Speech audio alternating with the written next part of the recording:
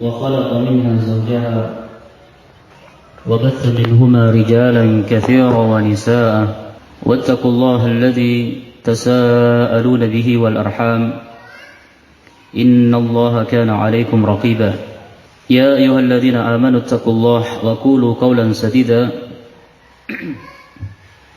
يصلح لكم أعمالكم ويغفر لكم ذنوبكم ومن يطع الله ورسوله فقد فاز فوزا عظيما أما بعد فإن أصدق الحديث كتاب الله وخير الهدي هدي محمد صلى الله عليه وعلى آله وسلم شر الأمور محدثاتها فإن كل محدثة بدعة وكل بدعة ضلالة وكل ضلالة في النار أعاذني الله وإياكم من النار. إخواني في الدين وأخواتي في الله, أعزني الله وإياكم. Alhamdulillah, pada sore hari ini kita bersyukur kepada Allah Subhanahu wa taala dengan kesyukuran yang sebesar-besarnya, sehingga dengan segala nikmat dan karunia-Nya kita bisa kembali berkumpul di majelis ini untuk melanjutkan kembali kajian Ummahat setiap pekannya, yang alhamdulillah pada sore hari ini merupakan pertemuan yang kedua dari pembahasan kitab Tarbiyatul Aulad fi Dha'il Kitabi was Sunnah di Syekh Abdus Salam bin Abdullah As-Sulaimani hafizahullah, yaitu pendidikan anak dalam timbangan Al-Quran dan As-Sunnah, yang ditulis oleh Syekh Sulaiman bin Abdullah As-Sulaiman hafizahullah. Dan sebagaimana yang kita kemukakan pada pertemuan perdana pada pekan yang lalu, bahwa kitab ini telah ditakdim, diberikan kata pengantar oleh Fadilatul Syekh Al-Allamah Shalih bin Fauzan Al-Fauzan hafizahullah, di mana beliau adalah merupakan salah satu dari ulama kibar di zaman kita sekarang ini, dan beliau termasuk dari anggota dari Lajnah Dewan Fatwa Al-Ulama di Saudi Arabia. Alhamdulillah, pada pertemuan yang lalu telah kita selesaikan pembahasan yang pertama, yaitu penjelasan tentang anak itu adalah merupakan hibah, ni'matu minallahi wa hibatu min. Anak merupakan nikmat dari Allah Subhanahu wa taala dan hibah dari Allah. Hibah itu adalah pemberian, ya, pemberian dari Allah Subhanahu wa taala, pemberian yang tidak mengharapkan imbalan, tidak mengharapkan balasan, ya. Yaitu ketika Allah Subhanahu wa taala mengaruniakan anak kepada hambanya, iya. Dan telah kita sebutkan bahwa manusia terkait tentang anak ini terbagi menjadi 4 golongan, sebagaimana yang dikatakan oleh Syekh bin Bishr rahimahullah, bahwa ayat dalam surah Syura, surah Asy-Syura ayat 49 sampai 50, ya, lillahi mulkus samawati wal ard yakhluqu ma yasha yahabu liman yasha inatan wa yahabu liman yasha'u dzukur aw yuzawwijuhum dzukrana wa inata wa yaj'alu man yasha'u aqiman. Milik Allah lah kerajaan langit dan bumi. Dia menciptakan apa yang Dia kehendaki, memberikan anak perempuan kepada siapa yang Dia kehendaki, dan memberikan anak laki-laki kepada siapa yang Dia kehendaki. Atau dia menganugerahkan jenis laki-laki dan perempuan sekaligus, dan menjadikan mandul tidak punya keturunan kepada siapa yang dia kehendaki. Ya. Kata Ishaq bin Bishr bahwa ayat ini turun terkait tentang para nabi dan rasul Allah Subhanahu wa taala, kemudian ya menjadi umum kepada seluruh manusia. Iya. Yang pertama adalah Nabi Lut. Nabi Lut alaihissalam ini adalah bapak dari anak-anak perempuan yang tidak dikaruniai anak laki-laki. Yang kedua adalah Nabi Ibrahim alaihissalam, Abul Aulad. Beliau adalah bapak dari anak-anak laki-laki dan tidak mempunyai anak perempuan. Yang ketiga Muhammad sallallahu alaihi wasallam. Beliau mempunyai anak laki-laki dan perempuan. Kemudian yang keempat Nabi Yahya bin Zakaria alaihi wassalam, beliau adalah seorang yang mandul, tidak bisa mempunyai keturunan. Ya. Maka ini adalah ujian. Nah,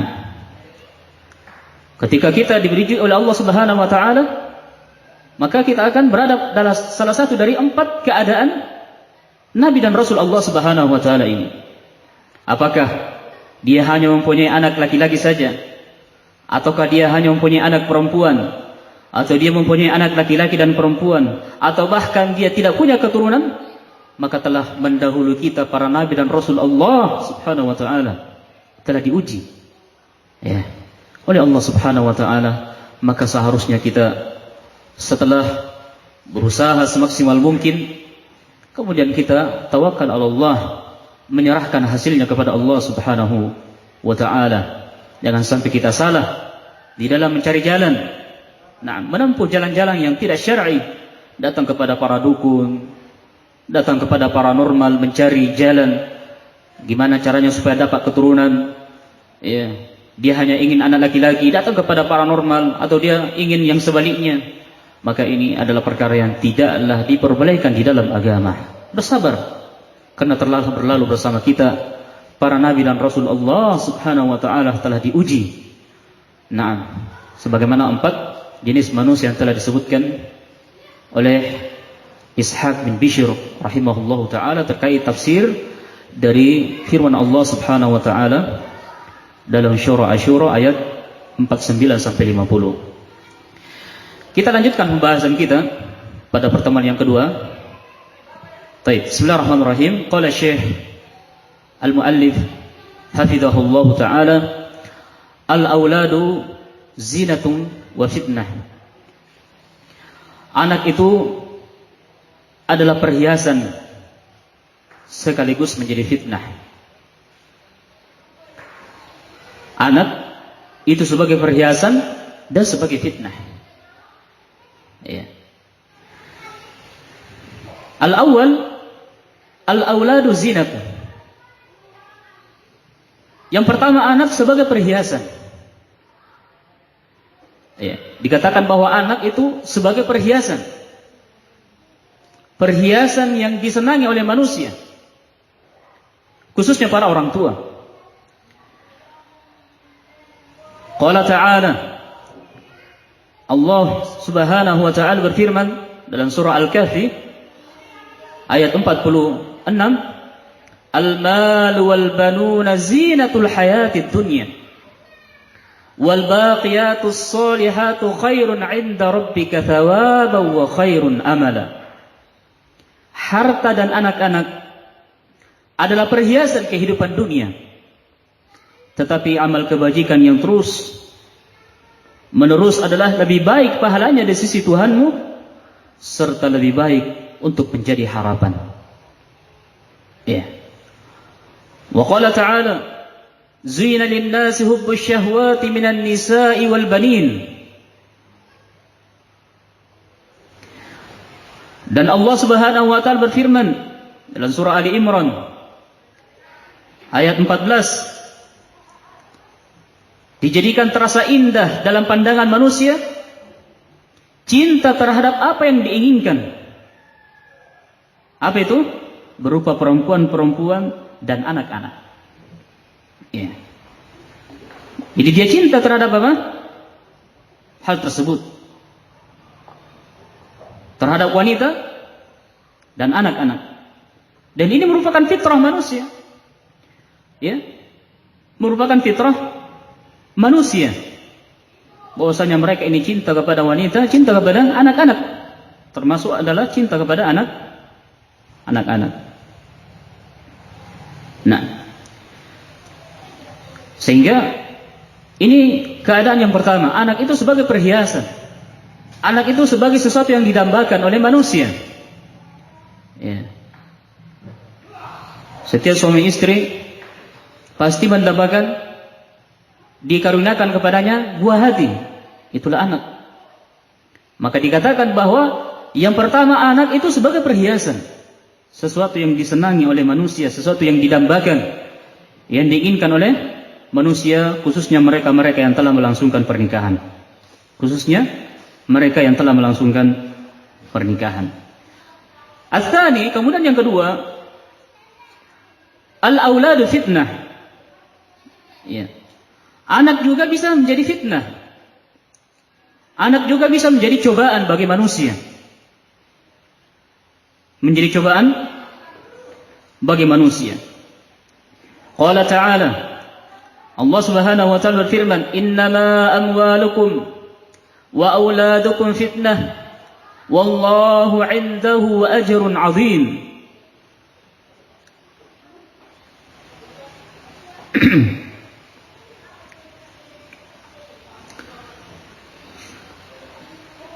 Dalam surah At-Taghabun ayat 15, sesungguhnya hartamu dan anak-anakmu hanyalah cobaan bagimu. Ya. Dan di sisi Allah lah pahala yang besar. Jadi anak-anak itu adalah ujian. Itu adalah amanah yang Allah Subhanahu wa ta'ala berikan.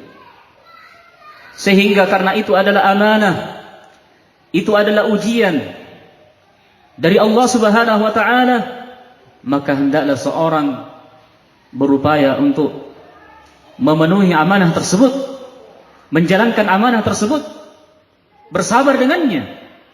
Jangan sampai dengan anak dia terjatuh ke dalam perkara yang diharamkan oleh Allah Subhanahu wa ta'ala. Iya. Nah, disebutkan bainama Rasulullah sallallahu alaihi wasallam 'ala al-minbar yakhutub. Ketika Rasulullah sallallahu alaihi wasallam sedang khutbah di atas mimbar, id aqbala al-Hasan wal Husain yamshiyani wa yata'tirani. Maka tiba-tiba Hasan dan Husain berjalan masuk. Ya, Hasan dan Husain ini anak dari siapa? Anak dari Fatimah dan Ali bin Abi Thalib. Sehingga Hasan dan Husain merupakan cucu Rasulullah sallallahu alaihi wasallam. Ya. Jadi Hasan dan Husain masuk, kemudian keduanya tersandung kakinya sehingga jatuh. Ya. Saat itu alaihima qamisani ahmarani, keduanya Hasan dan Husain ini mengenakan pakaian yang berwarna merah. Fanazala Rasulullah sallallahu alaihi wasallam fahamalahuma. Kemudian Rasulullah sallallahu alaihi wasallam ini tadi jadi atas mimbar, kemudian beliau turun. Ya. Serta merta beliau turun, Rasulullah sallallahu alaihi wasallam turun dari mimbar. Mimbar Rasulullah itu 3 tingkat. 1, 2, 3. Beliau berdiri di tingkat yang kedua. Ketika melihat cucunya Hasan dan Husain jatuh, Rasulullah turun. Tiba-tiba beliau turun kemudian menggendong keduanya. Spontan ya. Beliau turun kemudian mengambil kedua cucunya, menggendongnya. Ya. Naam. Kemudian beliau mengatakan, Sadaqallah. Alangkah benarnya firman Allah Subhanahu wa ta'ala. Beliau pun membaca firman Allah, Innama amwalukum wa auladukum fitnah. Ya. Sebagaimana ayat yang disebutkan tadi dalam surah At-Taghabun ayat 15. Innama amwalukum wa auladukum fitnah. Sesungguhnya hartamu dan anak-anakmu hanyalah cobaan bagimu. Adalah fitnah bagimu. Ya. Kata Nabi SAW, "Ra'aitu hadainil ghilamaini yamshiyani wa yata'thirani, falam asbir hatta nazalat wa hamaltuhuma." Ya. Kata Nabi SAW kemudian, saya melihat dua bocah ini, ya, Hasan dan Husain, berjalan lalu tersandung. Ya. Yang namanya manusiawi, ya, keduanya tersandung kemudian jatuh. Hal ini menyebabkanku tidak bisa bersabar, sehingga aku pun turun dari mimbar dan menggendong keduanya. Hadits ini diriwayatkan oleh Abu Dawud. Ya. Jadi Rasulullah SAW juga seperti itu keadaannya. Nah, dalam keadaan beliau di atas mimbar berkhutbah, tiba-tiba melihat kedua cucunya tersandung, jatuh. Spontanitas beliau turun, kemudian menggendong anaknya. Ya. Kemudian Nabi SAW mengatakan, "Sadaqallah." Alangkah benarnya firman Allah Subhanahu wa taala, "Innama amwalukum wa auladukum fitnah." Sesungguhnya harta-harta kalian dan anak-anak kalian itu adalah cobaan bagi kalian. Ya, cobaan bagi kalian. Ats-tsalits, yang ketiga, qad yashghulul abna al-walidaini an ta'atillah subhanahu wa ta'ala. Keadaan yang ketiga, terkadang juga anak itu bisa melalaikan orang tua dari mentaati Allah subhanahu wa ta'ala. Ini keadaan yang ketiga. Yang pertama tadi apa? Anak sebagai perhiasan. Yang kedua, anak sebagai fitnah, sebagai cobaan. Yang ketiga, kadang juga, dan ini juga banyak terjadi, dengan sebab anak, orang tua lalai dari ibadah, orang tua lalai dari ketaatan kepada Allah. Nah, karena ingin membahagiakan anaknya, dia terjatuh ke dalam dosa, menghalalkan segala macam cara. Gimana caranya supaya anaknya bahagia? Yang penting anaknya senang, yang penting anaknya bahagia, yang penting anaknya punya uang, punya harta. Terserah apa yang dia lakukan, sampai-sampai dia pun terjatuh ke dalam perkara yang diharamkan oleh Allah Subhanahu wa ta'ala. Ini keadaan yang keempat.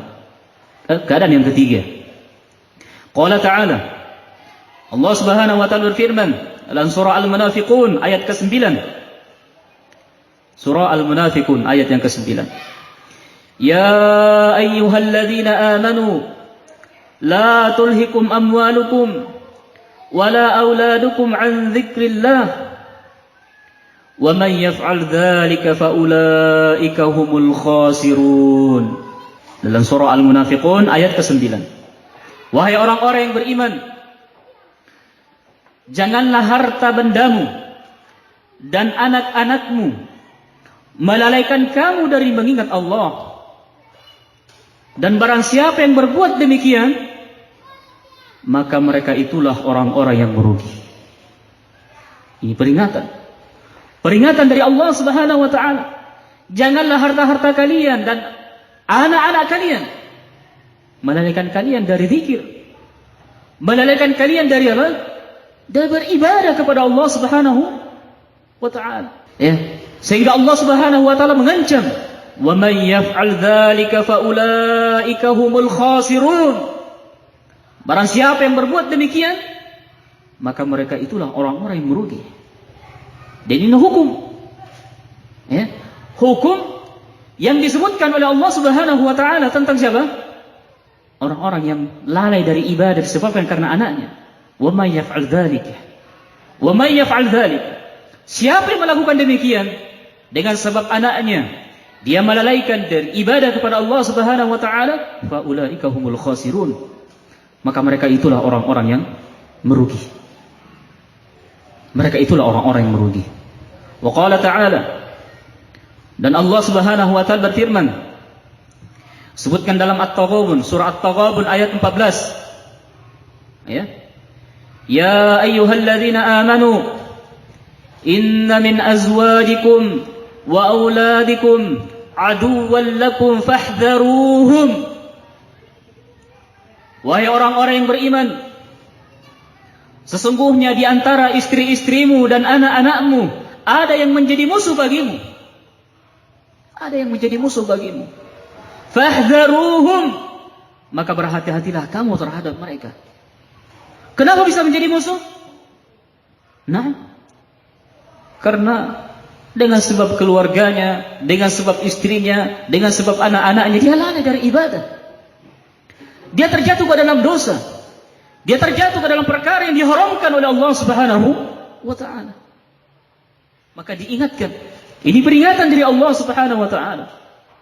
Ya, peringatan dari Allah Subhanahu wa ta'ala. Karena di antara istri dan anak-anak itu ada yang menjadi musuh.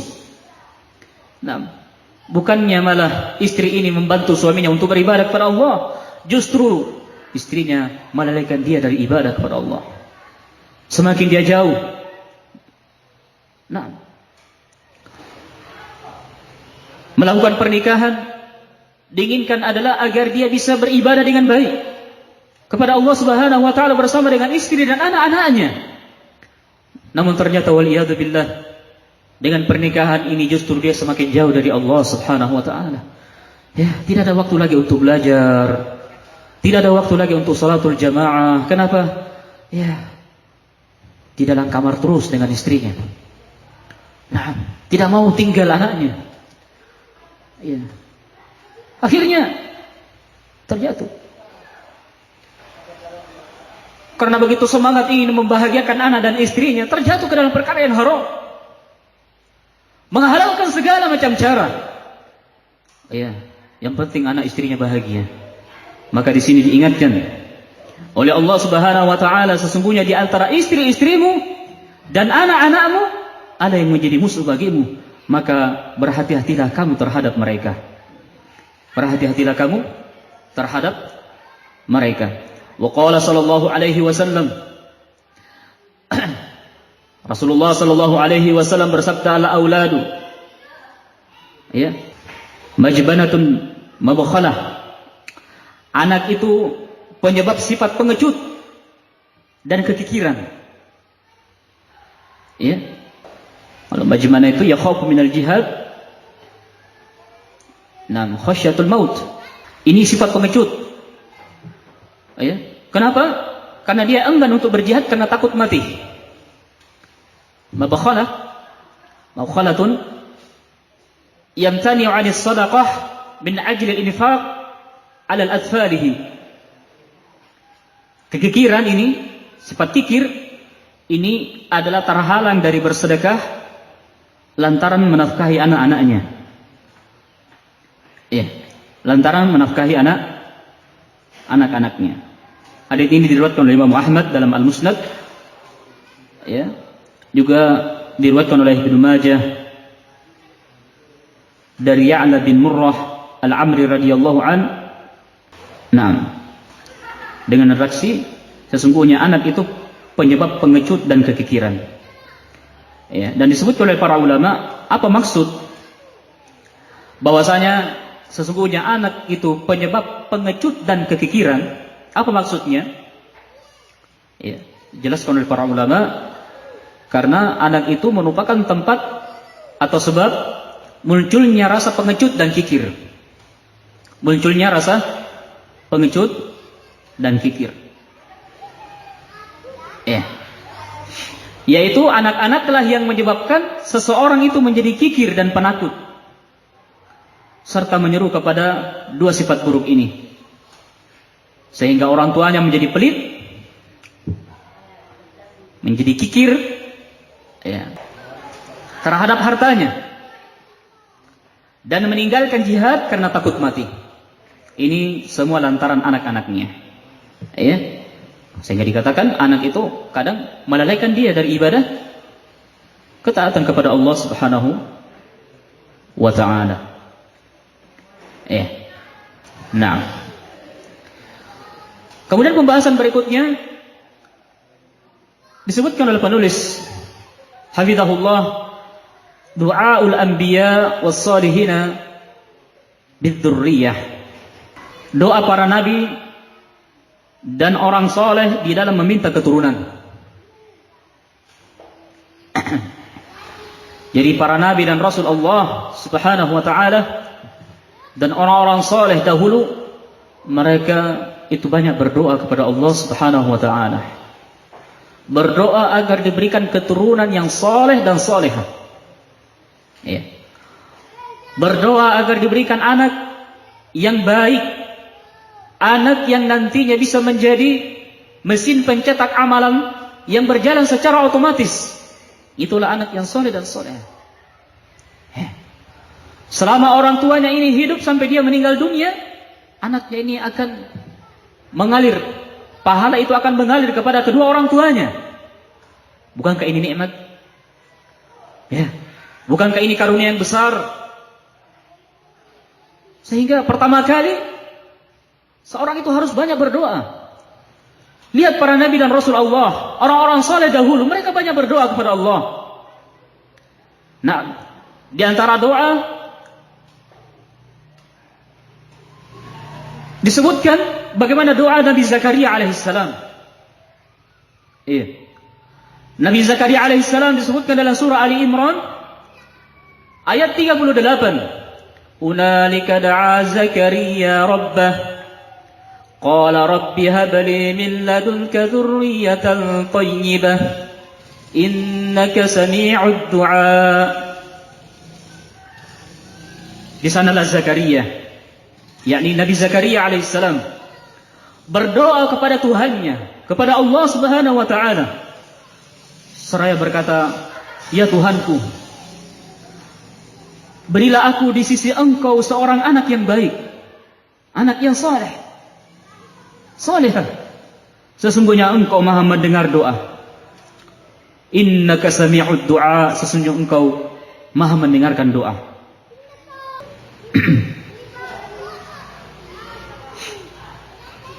Maka ini doa Nabi Zakaria alaihissalam. Disebutkan dalam surah As-Saffat ayat yang ke-100 bagaimana Nabi Ibrahim berdoa. Berdoa kepada Allah agar diberikan keturunan yang saleh dan salehah. Rabbi habli minas salihin.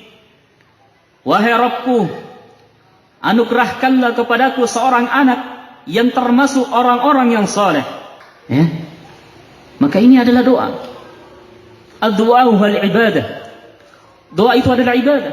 Permohonan seorang hamba kepada Allah Subhanahu wa taala. Nah, minta keturunan yang saleh dan salehah. Disebutkan di dalam Zadul Ma'asir, dijelaskan oleh Imam Ibnul Qayyim Al-Jauzi. Ibnul Jauzi, afwan, bukan Ibnul Qayyim, di sini Ibnul Qayyim, apa Ibnul Jauzi. Disebutkan oleh Ibnul Jauzi rahimahullah, Rabbi habli minas salihin,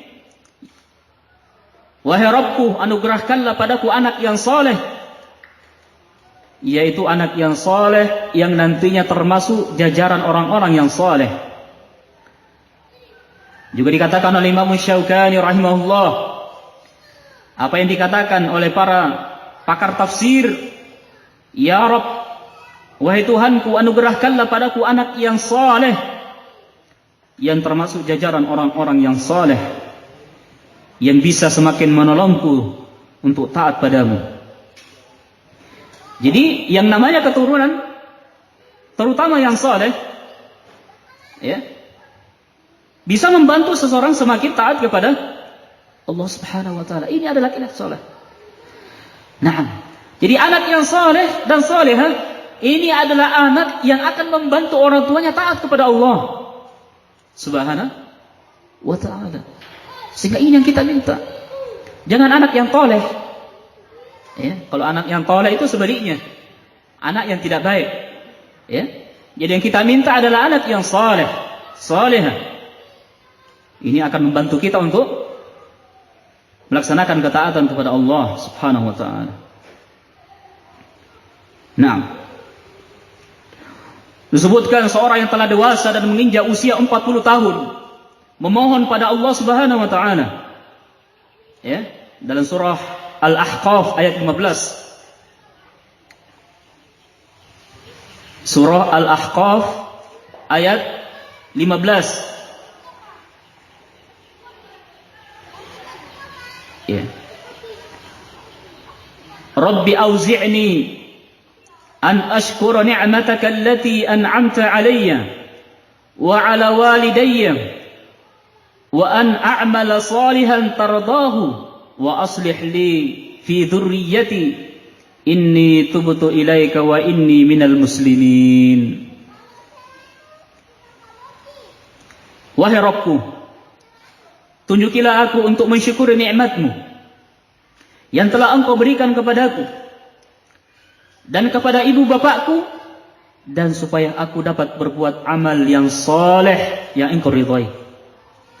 Berilah kebaikan kepadaku dengan memberi kebaikan kepada anak cucuku. Sesungguhnya aku bertobat kepada Engkau, dan sesungguhnya aku termasuk orang-orang yang berserah diri.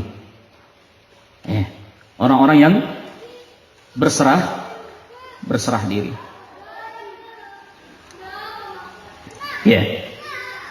Ini doa berisi permintaan kebaikan pada anak dan keturunan. Demikian pula wa min du'a'is sholihin, di antara doa orang yang saleh, doanya ibadur rahman.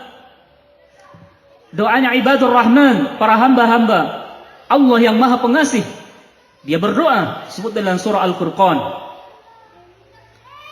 Dalam surah Al-Furqan ayat 74. Rabbana walladzina yaquluna rabbana hab lana min azwajina wa dhurriyyatina qurrata a'yun waj'alna lil muttaqina imama.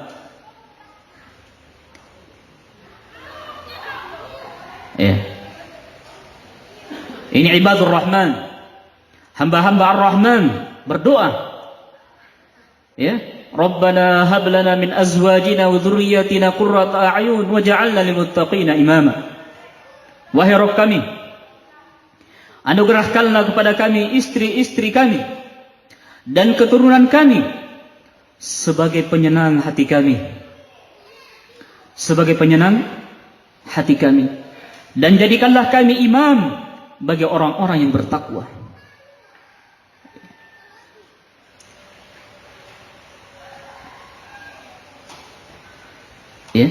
Al-Imam Al-Qurtubi rahimahullah ketika menjelaskan ayat ini dari dalam tafsirnya,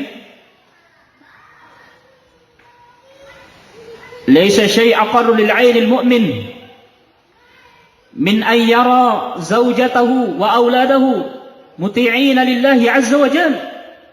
Coba perhatikan, barakallahu fikum. Kata beliau, tidak ada sesuatu yang lebih menyejukkan mata seorang mukmin selain melihat istri dan keturunannya taat kepada Allah azza wa jalla. Inilah nikmat terbesar. Qurratu a'yun. Tidak ada sesuatu yang lebih menyejukkan mata seorang mukmin melainkan ketika dia melihat istrinya. Kalau baru satu istrinya, istrinya. Kalau sudah banyak istrinya, istri-istrinya. Kalau lebih dari satu. Dan keturunannya, anak-anaknya taat kepada Allah azza wa jalla. Subhanallah. Alangkah nikmat di dalam sebuah rumah tangga, ketika rumah tangga ini dipenuhi dengan penghambaan kepada Allah subhanahu wa ta'ala. Adanya ta'awun 'alal birri wat taqwa. Suami menolong istrinya untuk taat kepada Allah. Sebaliknya seorang istri juga menolong suaminya untuk taat kepada Allah. Anak-anaknya menjadi saleh dan salehah. Subhanallah. Baiti jannati. Bukankah ini yang kita inginkan, barakallahu fikum? Baiti jannati. Nah, rumahku adalah surgaku. Nah, tidak ada sesuatu yang lebih menyejukkan mata seorang mukmin selain ketika dia melihat istri dan keturunannya, anak-anaknya melakukan ketaatan kepada Allah subhanahu wa ta'ala. Oleh karena itu banyak berdoa. Berdoa kepada Allah subhanahu wa ta'ala agar Allah subhanahu wa ta'ala menurunkan anak yang saleh dan salehah, keturunan yang berbakti, yang taat kepada Allah subhanahu wa ta'ala dan Rasulnya, yang akan berbakti kepada kedua orang tuanya,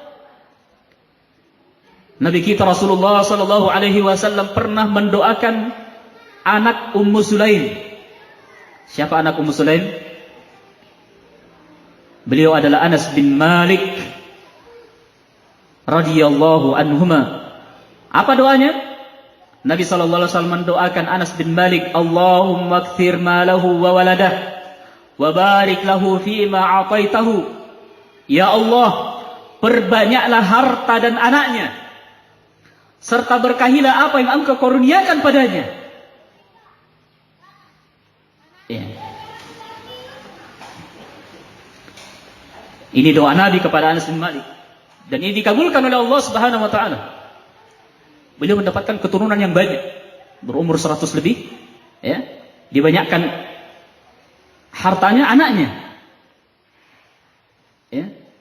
Dari sini seseorang bisa berdoa untuk meminta banyak keturunan yang saleh kepada Allah Subhanahu wa taala. Allahumma akthir mali wa waladi wa barik li fi ma ataitani. Ini kalau mau berdoa. Ya. Allahumma akthir mali wa waladi wa barik li fi ma ataitani. Ya Allah, perbanyaklah harta dan anakku, serta berkahilah karunia yang Engkau beri. Nah, jadi yang diminta itu anak yang soleh dan soleha. Nah, jangan hanya sekedar minta keturunan, yang penting anak. Ya Allah, berikanlah saya anak, yang penting anak. Nah, minta anak yang paling baik. Minta kepada Allah anak yang soleh dan soleha. Karena anak yang soleh dan soleha inilah yang akan membantu orang tuanya untuk beribadah kepada Allah Subhanahu wa taala. Nah, karena anak itu adalah ujian. Anak itu bisa menjadi sebab orang tua itu lalai dari Allah Subhanahu wa taala. Sehingga awal kali kita berdoa kepada Allah ketika meminta keturunan, maka mintalah keturunan yang saleh dan salehah sebagaimana yang dilakukan para nabi dan rasul Allah Subhanahu wa taala terdahulu. Demikian pula dengan orang-orang saleh terdahulu, mereka meminta kepada Allah keturunan yang saleh, anak yang baik, karena anak yang soleh inilah yang akan menjadi pahala besar, ya, tabungan terbesar orang tua, baik itu di kehidupan dunia, terlebih lagi ketika dia kembali kepada Allah Subhanahu wa taala. Nah, mungkin ini yang dapat kita sampaikan pada sore hari ini terkait tentang anak itu bisa menjadi perhiasan dan bisa menjadi ujian, sehingga seorang hendaklah berupaya untuk bersabar dan berupaya untuk menjalankan amanat yang Allah Subhanahu wa taala berikan kepadanya. Ketika Allah Subhanahu wa taala mengujinya dengan keturunan, maka hendaklah pertama kali yang harus dia berupaya berikan kepadanya adalah pendidikan. Pendidikan agama. Karena ini adalah modal utama. Anak itu bisa menjadi saleh dan salehah ketika dia dididik di atas dinullah azza wa jal, di atas agama Allah Subhanahu wa taala. Adapun dengan gelar-gelar duniawi lainnya, maka itu hanya sekedar sebatas dunia yang terkadang banyak anak yang mendapatkan gelar-gelar dunia tersebut namun dia terjatuh dalam perkara akhiratnya, wal iyadu billah. Na'am, ya'lamuna dhahiran minal hayati dunya wa hum 'anil akhirati hum ghafilun, wal iyadu billah. Mereka memahami, punya ilmu tentang perkara dunia, namun ternyata dalam perkara akhirat mereka dalam keadaan lalai kepada Allah Subhanahu wa taala. Oleh karena itu pertama kali yang harus kita lakukan adalah banyak-banyak berdoa. Berdoa kepada Allah sebagaimana para nabi dan rasul dan orang-orang saleh terdahulu, mereka banyak berdoa kepada Allah Subhanahu wa taala memohon keturunan yang saleh dan salehah. Karena tentunya yang memberikan keturunan, yang memberikan anak itu datangnya dari Allah Subhanahu wa taala, maka tentu dia pula yang maha mampu untuk menjadikan anak tersebut menjadi saleh dan salehah. Maka upaya pertama yang harus kita lakukan adalah memperbanyak doa kepada Allah Subhanahu wa taala. Sebelum anak itu lahir, atau bahkan setelah anak itu lahir, kita banyak-banyak berdoa kepada Allah Subhanahu wa taala. Innahu waliyudzalika wal qadiru alaih. Subhanakallahumma bihamdika asyhadu an la ilaha illa anta astaghfiruka wa atubu ilaik. Wassalamualaikum warahmatullahi wabarakatuh.